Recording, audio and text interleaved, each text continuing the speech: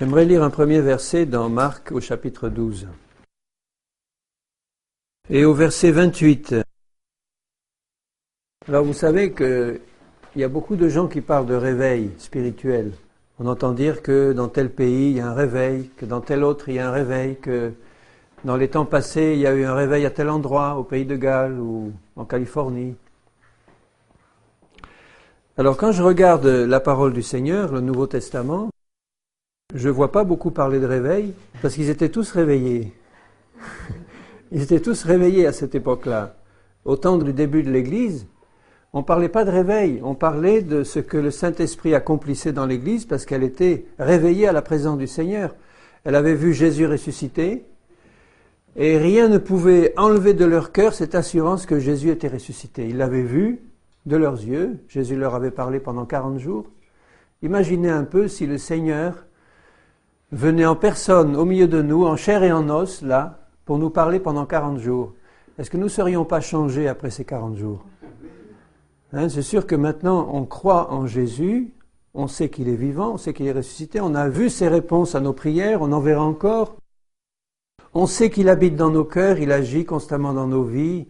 Ça n'enlève pas les problèmes et les difficultés, mais on sait que le Seigneur est là et qu'il est la réponse à toutes nos questions. Mais nos yeux ne l'ont pas encore vu. Il nous demande de marcher par la foi. Bientôt, il va revenir sur les nuées et nos yeux le verront, si nous sommes prêts. Nos yeux le verront. Mais en attendant, il nous demande de marcher par la foi et il nous demande d'être pleinement réveillés. À lui, à sa présence. Si nous nous endormons, qu'est-ce qui se passe ? Comment est-ce qu'on peut s'endormir ? On voit bien que dans les temps historiques, l'Église qui était au début pleine de vie et pleine de feu, après quelques années, disons après quelques dizaines d'années, ça a commencé à retomber, peu à peu. La génération qui a vu Jésus est morte, les nouvelles générations sont venues, les parents avaient parlé de Jésus à leurs enfants, etc. Et puis on se rend compte que déjà 100 ans après la mort de Jésus, la plupart des choses qui s'étaient passées dans la gloire du Seigneur au moment de sa résurrection étaient retombées dans l'oubli. Sauf pour un petit nombre, un petit reste qui était toujours resté réveillé. Mais pour la plupart, ils ont commencé à tomber dans le sommeil. Et puis ça s'est alourdi de plus en plus. Et pendant les siècles, on a vu l'Église complètement endormie. Alors le Seigneur a envoyé des prophètes, des gens qui parlaient de réveil et qui disaient aux enfants du Seigneur, « Mais réveillez-vous un peu, arrêtez de dormir. » Et comme le Seigneur revient bientôt, dans le monde entier, le Saint-Esprit parle au cœur des enfants de Dieu en disant, « Il peut revenir à n'importe quel moment. » Et quel que soit le moment, nous devons être prêts. Et être prêts, ça veut dire bien réveillés. Parce que Jésus va revenir au milieu de la nuit, sans prévenir personne, il nous a déjà prévenus. Il a dit, comme un voleur dans la nuit, et il a dit à ses disciples, mais vous ne serez pas surpris, vous ne savez ni le jour ni l'heure, mais vous ne serez pas surpris parce que vous serez prêts. Alors tout le travail du Seigneur, c'est de nous rappeler constamment cette nécessité d'être réveillés.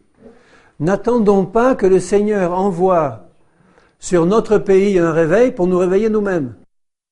Sinon, si tout le monde dit ça, personne ne va jamais se réveiller. Le réveil commence toujours par une personne. Et s'il y en a 2 ou 3 qui se réveillent dans un coin, eh bien si vraiment ils restent dans cette présence du Seigneur, la présence manifestée de Jésus au milieu de ces 2 ou 3 qui sont là, réveillés, va en attirer d'autres, le feu va se répandre. Alors, n'attendons pas que ça arrive à tel ou tel endroit. Disons-nous, là où nous sommes, là où je suis, Seigneur, je veux rester les yeux ouverts, je veux t'attendre et je veux grandir en toi constamment, pas rester stagné, ni reculer, mais continuer à grandir en toi. La vie chrétienne, c'est une progression en toutes choses, en Christ. Quand vous avez été appelés au Seigneur, que vous êtes convertis, comme moi aussi, on n'avait pas une très grande connaissance du Seigneur. On nous a annoncé l'Évangile, le Saint-Esprit nous a confirmé dans notre cœur que C'était un message qui était pour nous, et notre cœur était ouvert, on a ouvert notre cœur, et le Saint-Esprit est entré, a fait son travail. Mais il n'y a pas eu une super grande, totale révélation de Jésus. Et même maintenant, est-ce que vous pouvez me dire, je le connais parfaitement? L'apôtre Paul, il disait que je puisse le connaître, lui et la puissance de sa résurrection, et grandir constamment dans la connaissance de Jésus. Il n'y a pas d'autre vie chrétienne que de connaître le Seigneur et celui qui l'a envoyé, Jésus. Tout le reste, c'est de la religion. S'il n'y a pas une connaissance personnelle de Jésus qui grandit tous les jours, le reste, ça n'a aucune valeur. Et si nous connaissons le Seigneur, c'est ça la vie éternelle, si nous connaissons le Seigneur et que nous avons soif de lui et qu'on veut grandir en lui, constamment il va déverser dans nos cœurs ses richesses et il va se révéler, puisque la plus grande des richesses, c'est pas la puissance de Dieu, c'est pas les miracles et les guérisons, bien qu'on les demande et on les attend, c'est sa présence manifestée dans nos cœurs. C'est ça la plus grande des richesses. Je préférerais avoir, s'il me laissait le choix, rien du tout dans cette vie, ni or, ni argent, ni rien, ni guérison, ni rien du tout. Mais la connaissance de Jésus et sa présence dans mon cœur que tout le reste au monde. Seulement, comme il est compatissant, quand il nous donne sa présence, il nous donne aussi toutes les richesses qui vont avec, dans son grand salut. Il ne veut pas nous priver de toutes les richesses qu'il veut nous donner, mais il veut que nous comprenions que la plus grande des richesses, c'est de rechercher sa présence à lui. Sa sainteté, sa justice. Et il dit, quand tu recherches ma justice, ma présence, la justice de Dieu c'est sa présence, tout le reste est donné en plus. Alors quelles sont nos priorités? Est-ce qu'on peut dire honnêtement au Seigneur, Seigneur, sur terre je n'ai personne d'autre que toi? Une jeune fille chrétienne m'a dit il n'y a pas très longtemps, moi j'attends bien le retour du Seigneur, mais quand même, j'aimerais bien me marier avant. Ou des fiancés qui sont sur le point de se marier, qui disent si le Seigneur revenait maintenant, ça gâcherait un peu notre fête. C'est malheureux, mais c'est comme ça que certains pensent. Si le Seigneur revenait maintenant, ça serait une fête merveilleuse, formidable. Si nous avons entendu un petit peu, la voix du Seigneur et puis les mélodies célestes qu'il y a dans le ciel, dans la Jérusalem céleste qui nous attend. Mais toutes les mélodies terrestres n'ont plus aucune saveur pour nous. Elles ne devraient plus avoir aucune saveur.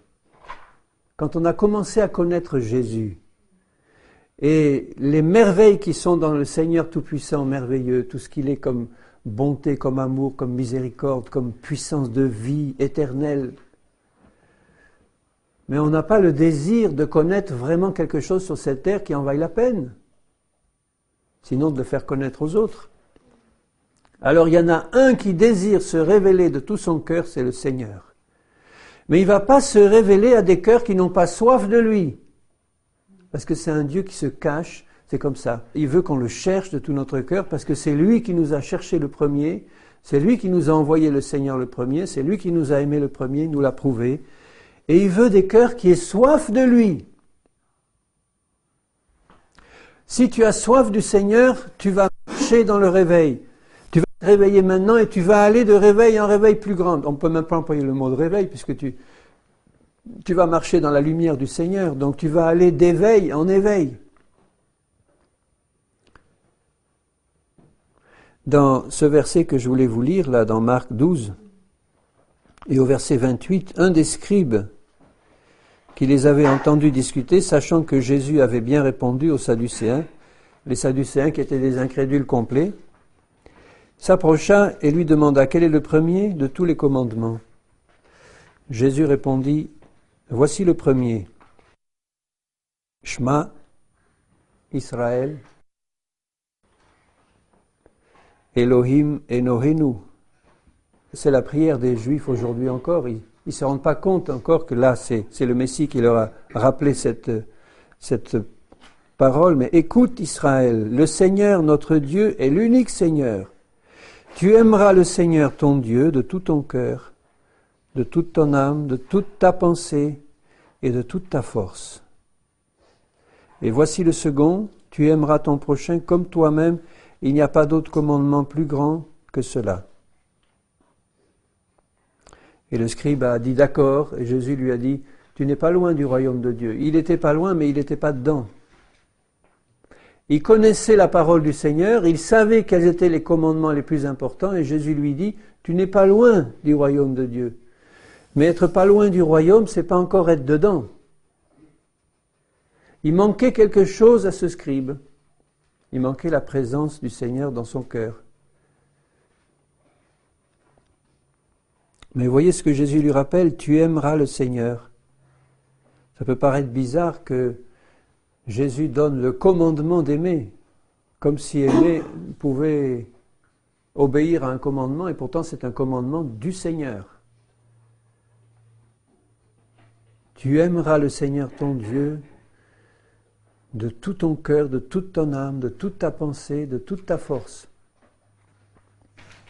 Ça veut dire que ça laisse aucune place à un autre amour. Et si mon cœur est tout entier occupé par un amour intense et total et absolu pour Dieu, pour lui, il va remplir mon cœur et je vais pouvoir obéir au second commandement qui est « tu aimeras ton prochain comme toi-même ». Je ne peux pas aimer mon prochain comme moi-même si je n'aime pas Dieu de tout mon cœur. Alors tous les problèmes de manque d'amour entre nous, ou de manque d'amour entre chrétiens, ou entre chrétiens et ceux du dehors, eh bien ça se résume à une seule chose, c'est constater que notre amour pour le Seigneur n'est pas suffisant. Quand mon amour pour le Seigneur occupe tout mon cœur, toutes mes forces, toutes mes pensées, il va déverser son propre amour dans mon cœur et je vais être rempli d'amour pour les autres. Si je mène une vie égoïste, si je mène une vie dure, si je mène une vie tournée vers mes propres intérêts, c'est que je n'aime pas le Seigneur de tout mon cœur et de toutes mes forces. Pas encore assez. Donc le Seigneur, il ne dit pas ça pour nous culpabiliser et nous faire rentrer sous terre devant lui. Il nous aime, le Seigneur. Hein. C'est lui qui veut remplir nos cœurs. Il veut nous faire comprendre que si on doit être rempli de son amour, il faut le chercher lui et lui seul. Et sa promesse, c'est « si tu me cherches, tu me trouveras ». On a plein de problèmes ici-bas. Hein. Il y en a qui sont tellement submergés de problèmes qu'ils se demandent si vraiment ils vont pouvoir rester en vie. Comme Paul le disait à un moment donné. Et je désespérais même garder la vie, tellement il était harcelé de tous les côtés. Mais il avait une connaissance personnelle de son Seigneur Jésus qu'il avait vu de ses yeux. Jésus lui avait parlé, il l'avait instruit, enseigné pendant des années, qu'il pouvait dire la mort m'est un gain. Il ne cherchait pas à mourir. Il n'était pas déprimé au point de chercher à mourir. Il se disait si ça continue, je sais bien que ma vie, elle va pas continuer parce qu'il y a trop d'épreuves, trop de difficultés, trop de persécutions. Mais si je dois mourir, la mort m'est un gain. Et de loin, je préfère de loin être avec mon Seigneur. Mais pour obéir à la mission que Dieu lui avait confiée et pour continuer à apporter la connaissance de Jésus aux autres et continuer à apporter la parole de Dieu à ceux qui étaient en train de mourir là dans ce monde, eh bien, il dit « Je reste au milieu de vous ».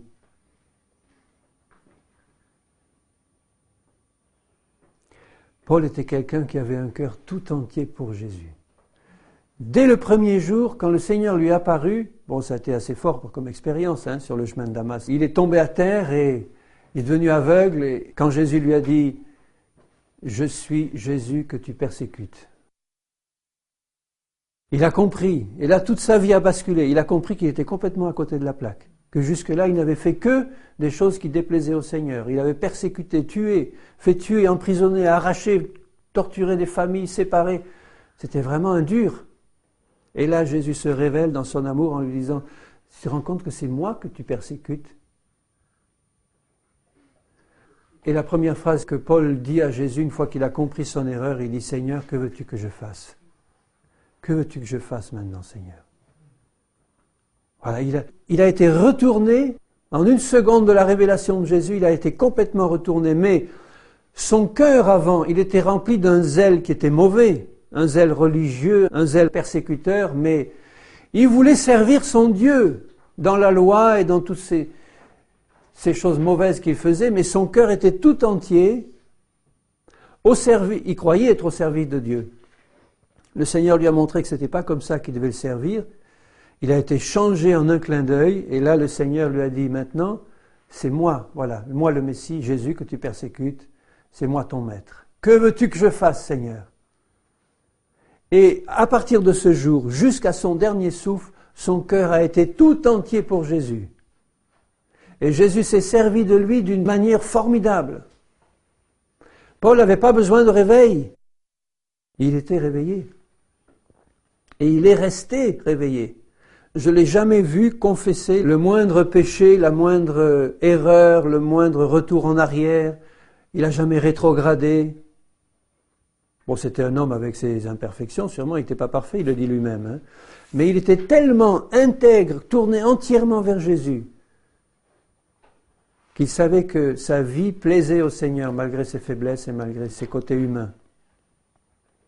Alors Jésus voudrait qu'on soit comme ça. Entier pour lui, tout entier pour lui, Seigneur, je t'aime de tout mon cœur parce qu'il n'y en a qu'un seul qui est digne d'être connu, d'être aimé, d'être adoré, c'est toi. Je désire que tu remplisses tout mon cœur, que tu te révèles à moi, que tu me fasses aller de gloire en gloire, que tu déverses constamment ton esprit en moi. Et je te fais confiance, Seigneur. Il y a des moments où on a l'impression que Dieu n'agit pas, des moments où on a l'impression que Dieu ne s'occupe pas de nous, des moments où on a l'impression qu'il nous a complètement ignorés, laissés dans un coin, et puis il est allé s'occuper ailleurs de ses affaires apparemment. Mais c'est une fausse impression. Il a permis ça pour faire un travail plus profond dans notre cœur, mais il s'intéresse de très près à nous. On est la prunelle de ses yeux. Et s'il permet qu'on passe dans des temps d'épreuve, dans des temps où on est dans un coin, dans des temps où on souffre, des temps où on est dans la difficulté, ce n'est jamais perdu pour le Seigneur, même quand Satan arrive à prendre un pied pour nous faire mal ou nous cogner. Le Seigneur qui a l'œil sur nous, il peut permettre ces choses, mais il y a toujours un but derrière. Et nos cœurs ne doivent jamais perdre confiance en la présence du Seigneur et en son action. Il a un but derrière. Le Seigneur, il permet telle difficulté pour me montrer où j'en suis, me montrer où je dois aller et tourner mon cœur un peu plus près de lui. Il n'y a rien de perdu avec Dieu quand tu l'aimes de tout ton cœur. Rappelez-vous ce que Paul a dit, que toute chose concourt au bien de ceux qui aiment Dieu. On revient au premier commandement, tu aimes Dieu de tout ton cœur. La promesse du Seigneur pour toi, c'est que tout concourt à ton bien. Même Satan, il ne s'en rend pas compte, lui, il essaie de nous faire du mal. Mais il fait une œuvre qui le trompe.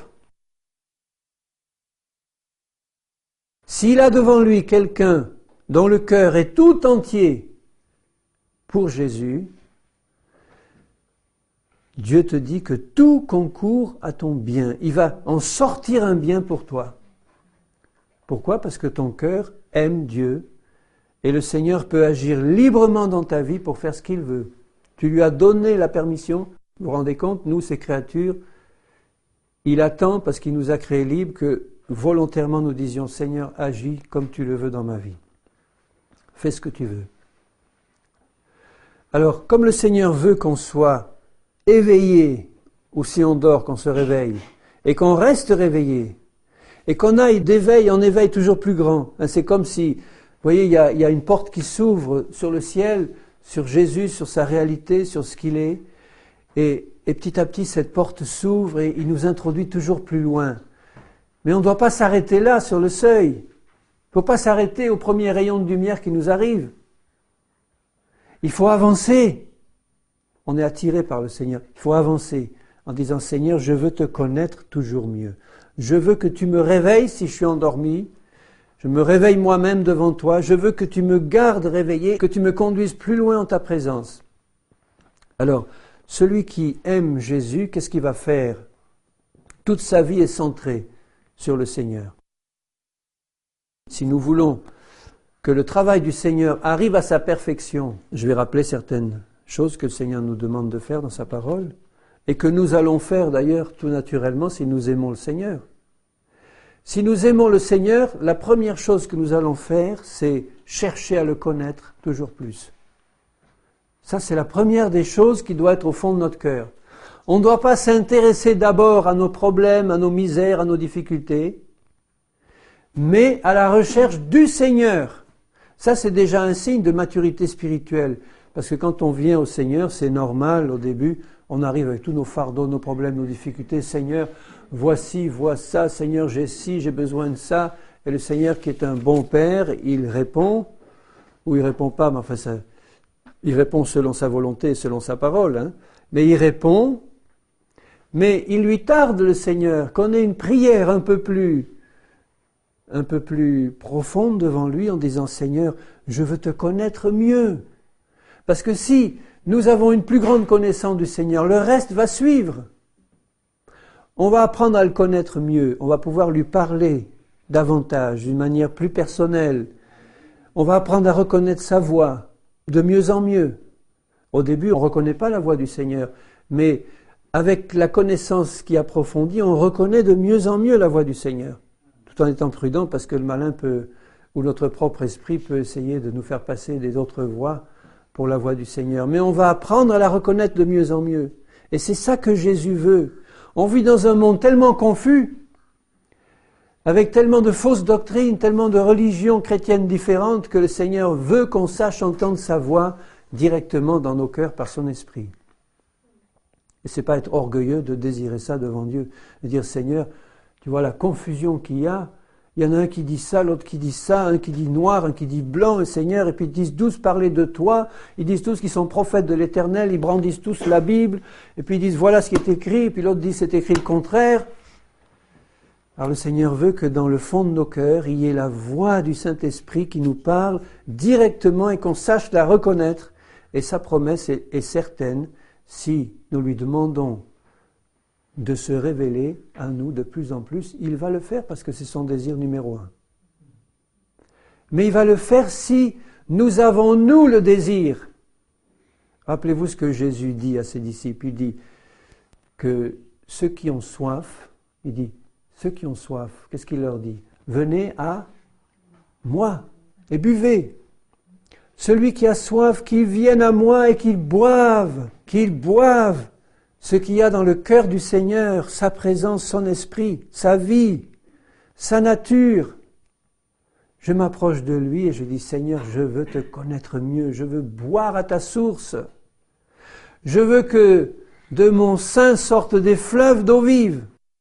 Mais ces fleuves d'eau vive, avant de sortir de mon sein, il faut qu'ils y entrent et qu'ils y entrent d'où? De toi. Je veux m'approcher de toi pour boire à ta source d'eau vive. Donc celui qui aime Jésus, la première des choses, c'est de rechercher sa présence et de rechercher à mieux le connaître. En passant des moments tranquilles avec lui. En passant des minutes, des heures tranquilles où on se met quelque part et on dit « Seigneur, je vais passer un moment avec toi ». Même si c'est pour rien faire, enfin rien, on est là devant lui et on attend quelque chose du Seigneur parce qu'on lui a posé des questions, on a besoin d'une réponse. On attend, dit Seigneur, je suis devant toi, j'attends. Dans la prière, j'attends dans la confiance. Fais un travail dans mon cœur, révèle-toi, parle-moi d'une manière ou d'une autre, une heure tranquille, que ce soit le matin, que ce soit en pleine nuit. Là, j'aime bien passer du temps devant le Seigneur, c'est tranquille, c'est calme. Et parfois, je passe une heure devant le Seigneur, il ne se passe rien du tout. J'ai pas des visions, des manifestations célestes, un petit ange rose qui arrive et qui me parle de la part de Dieu. Rien de tout ça, rien. Mais je sais dans mon esprit que Jésus était content que je passe une heure devant lui. Parce que je l'ai cherché de tout mon cœur pour qu'il fasse un travail profond dans mon cœur. Et c'est ça qu'il aime, le Seigneur. Donc je vais le chercher par des moments passés avec lui dans la prière où je vais lui parler comme à un ami, où je vais lui exposer ce que j'ai au fond de mon cœur et où je vais lui dire « Seigneur, révèle-toi ». Et les prières que Paul demandait, j'ai envie de vous rappeler 2 ou 3 de celles qu'il faisait. Lui qui connaissait le Seigneur, il dit au chapitre 1er de l'Épître aux Éphésiens et au verset 16, il dit « Je ne cesse de rendre grâce pour vous, faisant mention de vous dans mes prières. » Alors il fait mention d'eux dans ses prières et il avait sur le cœur cette prière ardente pour les Éphésiens. Il dit « Que le Dieu de notre Seigneur Jésus-Christ, le Père de gloire, vous donne un esprit de sagesse et de révélation dans sa connaissance. Qui vous donne un esprit de sagesse et de révélation dans sa connaissance et qu'il illumine les yeux de votre cœur pour que vous sachiez quelle est l'espérance qui s'attache à votre appel, etc. Quelle est la richesse de la gloire de son héritage qu'il réserve aux saints, nous, qu'il a sanctifiés par son sang. Quelle est envers nous qui croyons l'infinie grandeur de sa puissance. Toutes ces choses qu'il énumère. Mais il dit, tout ça ne t'est donné que si tu le demandes au Seigneur dans la prière. Vous voyez, la prière de Paul, c'était pas de dire, Seigneur, guéris-les de leur maladie, qu'ils soient riches, qu'ils n'aient pas de misère, etc. Bien sûr, il s'occupait de ça aussi. Il priait pour les malades, ils étaient guéris. Il allait apporter de l'argent aux Juifs de Judée qui étaient dans la misère. Mais la prière qu'il faisait pour eux, c'est, Seigneur, ouvre les yeux de leur intelligence pour qu'ils sachent quelle est la richesse de leur héritage en Christ. Qu'ils sachent, Seigneur, ouvre leurs yeux. Dans Éphésiens 3, il dit au verset 14, « Je fléchis les genoux devant le Père », donc il prie en fléchissant les genoux. Au verset 16, « Afin qu'il vous donne selon sa richesse, la richesse de sa gloire, d'être puissamment fortifié par son esprit dans l'homme intérieur, en sorte que Christ habite dans vos cœurs par la foi, afin qu'étant enraciné et fondé dans l'amour, vous puissiez comprendre avec tous les saints la longueur, la largeur, la profondeur de l'amour de Christ. » Vous voyez sa prière? Seigneur, mais que leurs yeux s'ouvrent, qu'ils puissent comprendre la richesse de leur héritage, qu'ils puissent comprendre ce que tu en réserves pour eux, qu'ils soient puissamment fortifiés dans l'être intérieur. C'est ça le réveil. Si je suis puissamment fortifié dans mon être intérieur, je vais être réveillé, éveillé. Pour que Christ habite dans nos cœurs par la foi. Christ habite dans mon cœur, je sais, par son esprit. Mais je dois en être conscient en permanence. Il est là-haut dans le ciel, assis à la droite du Père. Il m'a envoyé son esprit qui habite en moi. Comme son esprit et lui sont un, le Père, le Fils, le Saint-Esprit habitent en moi par la foi en sa promesse et de manière réelle. Et voyez, les prières que Paul faisait, je dois les faire aussi pour moi.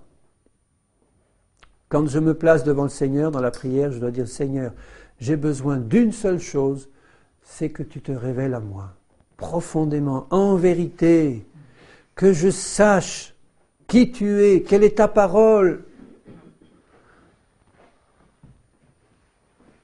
Illumine les yeux de mon cœur. Regardez dans Philippiens ce qu'il dit au chapitre 1er et au verset 9. Ce que je demande dans mes prières, c'est que votre amour augmente de plus en plus en connaissance et en pleine intelligence pour le discernement des choses les meilleures, afin que vous soyez purs et irréprochables pour le jour de Christ. Comment Jésus veut que je sois pur et irréprochable pour le jour de Christ? En le priant et en disant, Seigneur, que mon amour augmente de plus en plus en sagesse et en intelligence. Pour que je discerne les choses les meilleures. Je vais discerner les choses les meilleures par l'amour de Christ.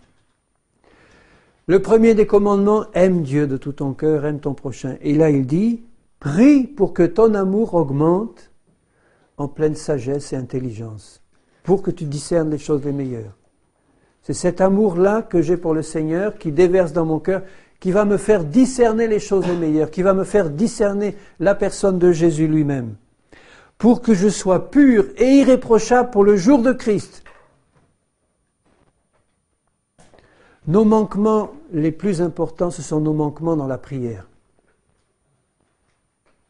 Tu peux être très actif pour le Seigneur, tu peux évangéliser la terre entière, tu peux faire des tas de choses et même des miracles et des prodiges pour le Seigneur, mais si tu n'as pas la prière dans ton cœur comme objectif numéro un jour tout va s'écrouler, ou tu n'iras pas très loin.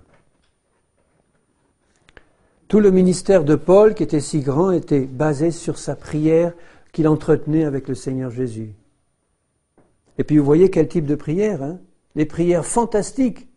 Si nous prions constamment pour nous, pour les autres, pour ma femme, pour mes frères, mes sœurs, en disant Seigneur, illumine les yeux de notre intelligence, que nous te connaissions, que nous sachions quelle est ta parole, qu'on connaisse ta révélation. Il va le faire et il ne le fera que si on demande, parce qu'il a dit demandez, vous recevrez. Il ne va pas violer notre intelligence en se révélant de force. Il peut le faire, il l'a fait à certains, mais c'est pas sa règle générale. Sa règle générale, c'est de répondre à la soif de celui qui lui demande. Celui qui a soif, qui vienne à moi et qui boive. Qui boive, ça veut dire tu ouvres ta bouche et tu demandes, tu pries.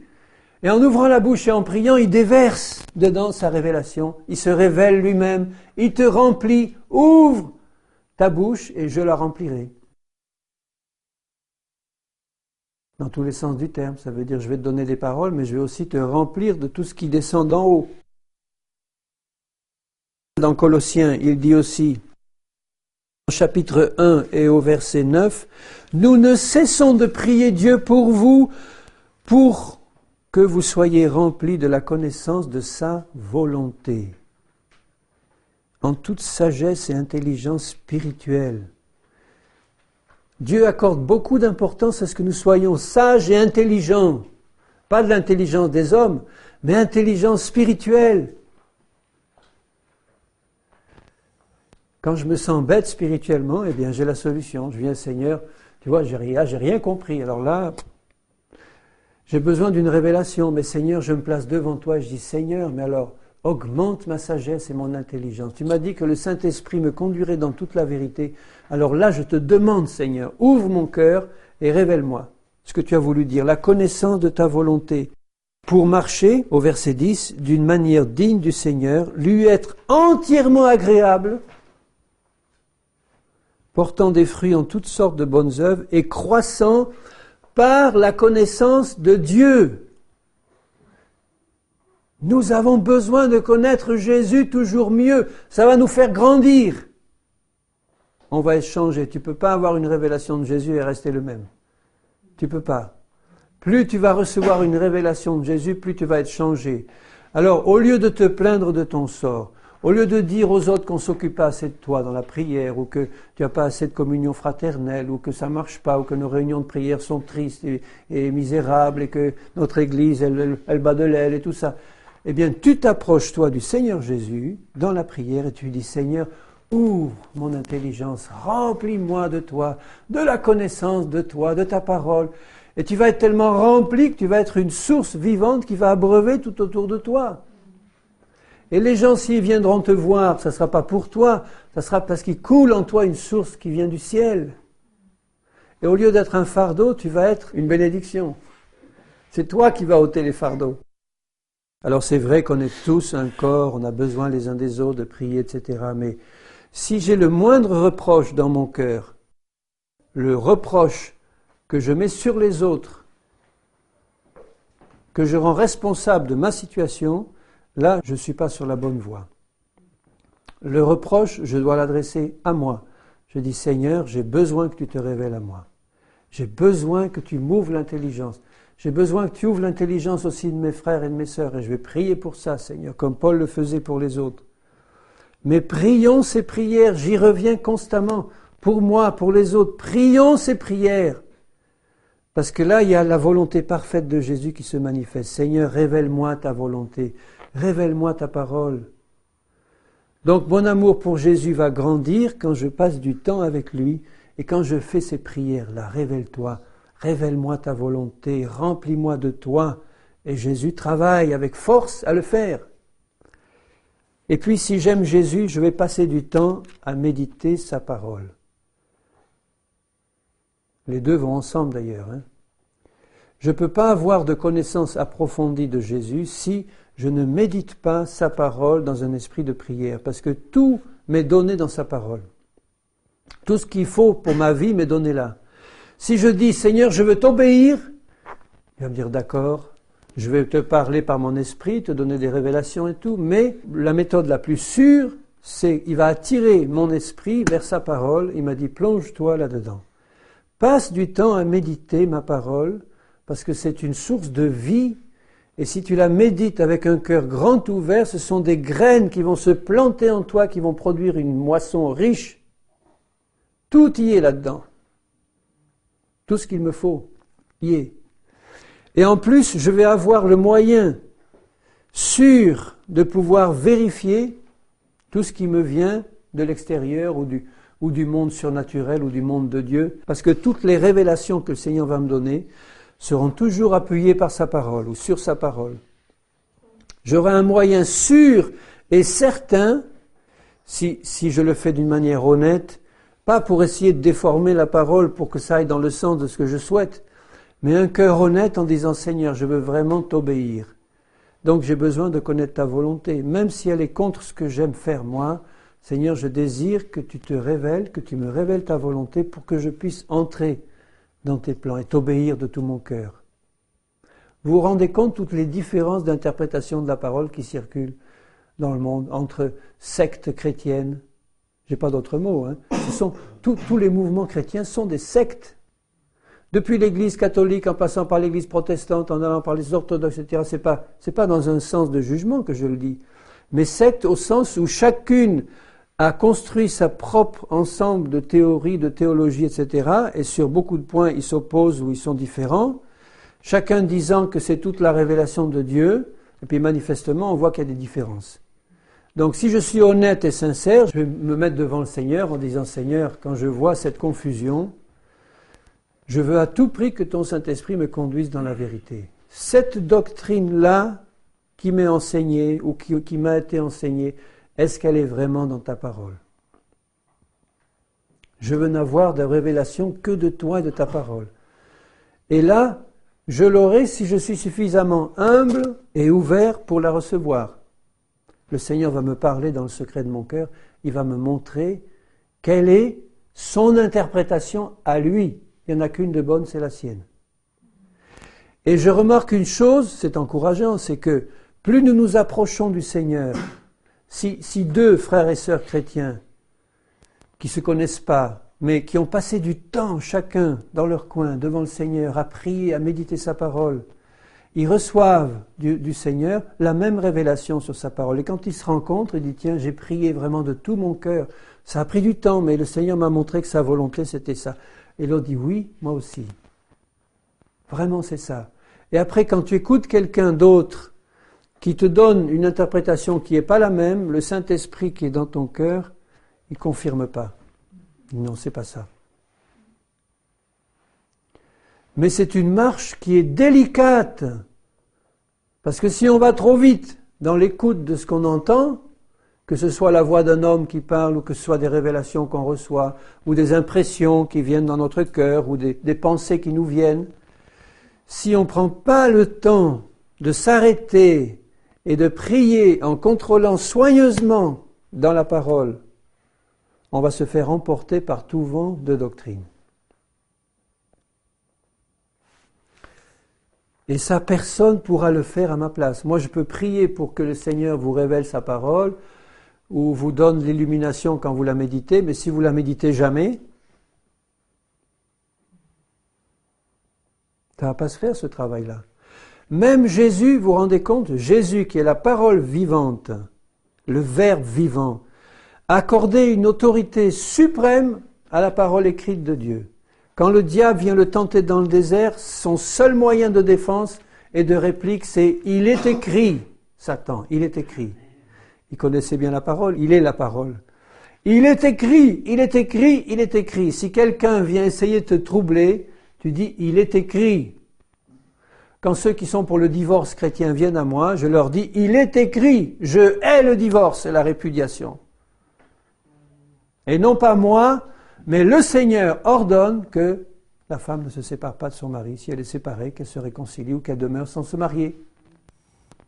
C'est clair et net. Mais si mon cœur et si ton cœur est tordu parce que tu n'as pas envie de faire la parole du Seigneur, tu vas toujours trouver un verset qui va aller dans le sens de ton mauvais cœur. C'est comme ça que font toutes les sectes. Ils ont envie que la parole de Dieu dise quelque chose et ils cherchent. Il n'y a pas un verset qui va... Ah, celui-là, il me paraît convenir. Ça colle. Et alors là, c'est la catastrophe. Mais si je dis, Seigneur, que ta vérité pénètre dans mon cœur, je veux vraiment que toi, tu m'expliques les contradictions apparentes, tout ça, et puis que tu me donnes ta pensée. Et là, parce que j'ai cherché honnêtement, il me la donne. Et je vais être conduit de plus en plus dans la connaissance de la parole vivante qui est Jésus, de sa doctrine à lui, qui est vivante, qui est esprit et vie, qui n'est pas un truc écrit comme ça et sans vie. C'est une doctrine vivante, c'est la vie même de Dieu qui va couler en moi. Et je vais être affermi comme un roc, ça c'est un rocher. Quand je vais méditer sa parole dans un esprit humble et de prière en disant « déverse ta vérité », je vais être affermi comme un roc, parce que je bâtis sur du roc. Et n'importe qui, la plus grande autorité spirituelle ou humaine peut venir en me disant « tu te trompes, c'est pas ça ». Si vraiment, avec humilité, mais avec sérieux, j'ai médité sa parole et j'ai reçu la révélation, je pourrais lui répondre avec amour, mais avec fermeté « mon frère, tu as beau être le ponte, je dois te dire honnêtement que tu te trompes. » C'est pas ça, la parole du Seigneur. Et le Seigneur, quand il a travaillé comme ça dans mon cœur, il voit que je cherche la vérité, non pas pour parader aux yeux des autres et pour montrer à quel point j'ai reçu des révélations, mais simplement parce que je désire la vérité. Je suis un enfant de la vérité qui est Dieu. Je veux marcher dans toute la vérité. Je veux l'enseigner la vérité, je veux la pratiquer la vérité, je veux marcher dans ce que le Seigneur me montre. Il n'y a que comme ça que je peux le réjouir, celui que j'aime. Je n'ai pas de plus grande joie que de voir mes enfants marcher dans la vérité. C'est l'apôtre Jean, le vieil apôtre Jean qui dit ça. Mais il traduisait la pensée du Seigneur, qui est la vérité, le chemin et la vie. Je n'ai pas de plus grande joie que de voir mes fils et mes filles marcher dans la vérité. C'est-à-dire obéir à ma parole, sans s'occuper de ce que diront leur église, leur religion, etc. Si c'est contraire à ce que dit la parole, je ne m'en occupe pas, Seigneur. Je ne vais pas garder des choses qui ne sont pas dans ta parole. Je ne vais pas faire le rebelle et le révolté, mais je vais garder dans mon cœur ta parole et je vais la mettre en pratique. Pas seulement du bout des lèvres en disant « Ah, Dieu m'a donné une révélation ». Je vais la mettre en pratique. Tu m'as donné une révélation, Seigneur, sur le baptême d'eau par immersion. Je la mets en pratique. Moi, ça m'a coûté, moi. Moi, né à Lourdes et catholique, pour me faire accepter le baptême d'eau par immersion, il a fallu 6 mois où le Seigneur m'a travaillé à fond en me disant « Mais ton baptême, c'est pas celui que j'ai institué ». Et puis un jour, j'ai dit « Seigneur, je t'aime, tu me persuades par ta parole, je rentre dans ta volonté. » Et le soir même, j'ai reçu le baptême du Saint-Esprit. Le soir. Alléluia. Parce qu'il est tellement riche, le Seigneur, pour nous, tellement riche que quand il nous voit mettre nos pas dans ses pas à lui, il ouvre les écluses des cieux. Il ouvre constamment les écluses des cieux. Il nous montre où ça ne va pas dans ma vie. Il dit, tu veux avancer avec moi? Je t'aime, je vais te montrer ce qui ne va pas. Pas pour t'enfoncer, pour que tu laisses tomber ce qui ne va pas, que tu prennes ce qui va, que tu l'acceptes, que tu marches dans cette vérité, que tu avances. Alors ça ne vous réjouit pas, ça? De savoir que nous avons quelqu'un qui s'appelle le chemin, la vérité et la vie, qui est la parole vivante de Dieu, qui est venu par amour pour nous, pour se donner, pour mourir sur cette croix infâme, pour donner sa vie pour nous, qui nous l'a prouvé, qui est ressuscité. La résurrection de Jésus, c'est la chose la plus fantastique qui soit. Et c'est la chose la plus facile à prouver. Parce que si 500 personnes l'ont vu ressusciter, si ses disciples l'ont vu ressusciter, s'ils ont bouleversé la terre entière de leur époque en quelques années, c'est que leurs yeux avaient vu le ressusciter et leur cœur savait qu'il était vivant. Le nôtre aussi.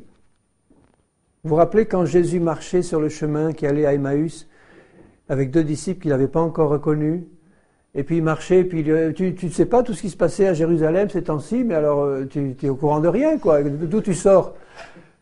Et puis en marchant, il dit « Homme lent à comprendre », tout ce qu'ont écrit les prophètes.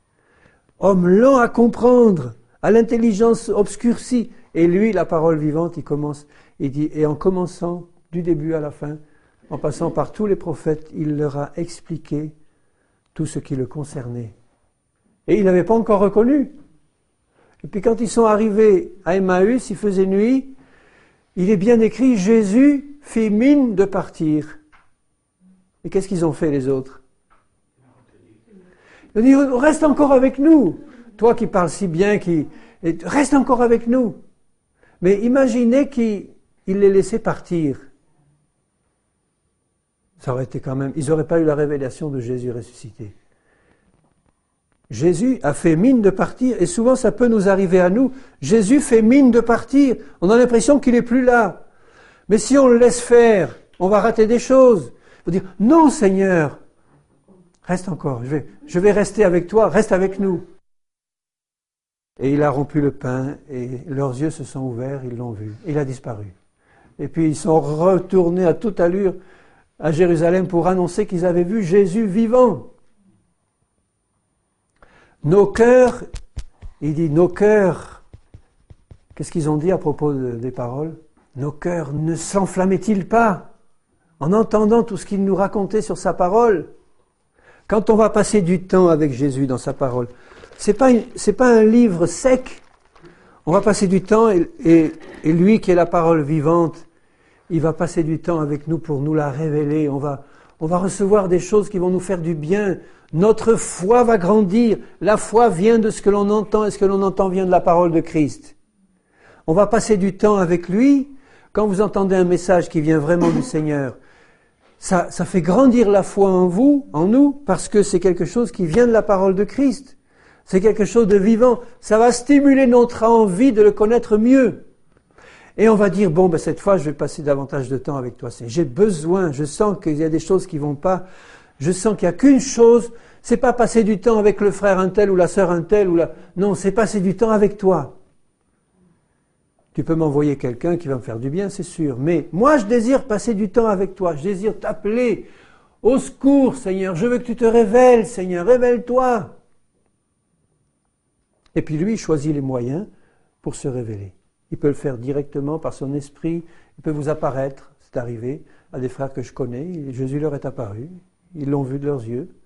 Bon, ça, c'est une grâce spéciale. Mais si on l'a pas, je dirais, bon, c'est pas ça qui doit nous arrêter. Il va choisir un autre moyen pour se révéler par son esprit dans nos cœurs. Ou il va nous envoyer un frère, une sœur. Alors là, ça sera lui qui l'aura fait. Qui va nous apporter quelque chose, un don de la part de Dieu, quelque chose qui va nous faire du bien. Mais tout vient de lui parce que mon cœur le cherchait, lui, en premier. Alléluia, en premier.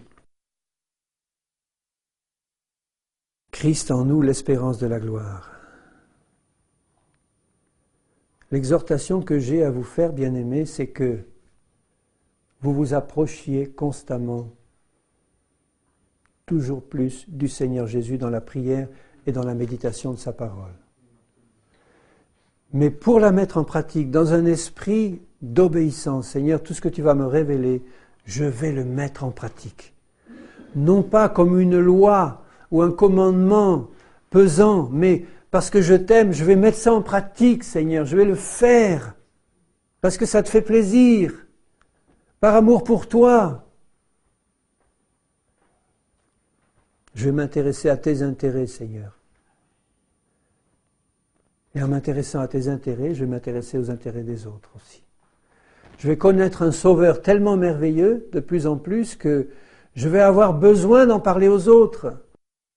On doit tous évangéliser, c'est sûr. Et j'ai besoin du Seigneur, je dis Seigneur, que je ne rate pas les occasions que tu mets sur ma route de parler de toi, de donner même un traité ou de donner un mot de toi ou quelque chose. Seigneur, j'ai besoin. Je te connais comme un trésor précieux, puis je vois des gens là qui crèvent de faim spirituelle, alors que tu es la réponse à tout. Donne-moi, Seigneur, ce courage, et puis remplis mon cœur de ta présence, que ça sorte tout seul. Que quand on me voit, on voit ta présence dans mon cœur, dans ma vie. Alors ce Seigneur-là, il est au milieu de nous ce soir. C'est vrai, je voudrais que nos yeux intérieurs soient tournés vers lui. Maintenant, j'aimerais qu'on passe un moment. Je ne sais pas comment le Seigneur va nous conduire maintenant, mais je pense qu'il faut que je m'arrête là maintenant. Et puis que ce que j'ai sur le cœur, c'est que nos yeux soient tournés vers lui et qu'on passe un moment avec lui, parce qu'il est là au milieu de nous, pour déverser nos cœurs ou passer un moment devant lui ou laisser son esprit agir, je ne sais pas comment, il sait lui, nous conduire plus près de lui dans sa présence. Et c'est un moment privilégié quand on est ensemble entre frères et sœurs, parce que le Seigneur a des promesses spéciales pour les groupes qui se réunissent en son nom.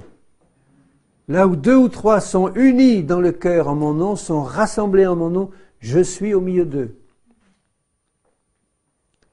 Alors ce Seigneur-là vivant dans nos cœurs, il est au milieu de nous et il veut nous toucher et nous bénir et nous faire du bien, se révéler davantage. C'est ça. Alors je vous exhorte à passer un moment ensemble devant lui, que nos yeux soient tournés vers lui, disons-lui ce qu'on a sur le cœur, même un merci, quelque chose qui lui fait plaisir, une reconsécration si on en a besoin, un retour de notre cœur tout entier vers le Seigneur si on s'est un peu écarté, quelque chose qui va lui faire plaisir à celui qu'on aime. Pour ma part, Seigneur, je veux simplement te dire que mon cœur, Seigneur, désire te connaître mieux, je désire te connaître mieux. Seigneur, je t'aime, mais je sais que mon amour manque encore de force et de puissance parce que tu es digne de tout l'amour, Seigneur, de mon cœur. Et je veux te prier que tu remplisses mon cœur de ton amour, que tu remplisses ce cœur ouvert qui est devant toi et que tu me remplisses de toi, de ton amour, de ta présence. Je ne veux pas sortir d'ici, Seigneur, sans avoir reçu ce que je te demande, mon Père. Davantage d'amour, de connaissance de toi. Comme il est dit dans ta parole que j'ai lue, Seigneur, tu as dit afin que nous sachions quelle est la hauteur, la profondeur, la largeur, la longueur de l'amour de Christ.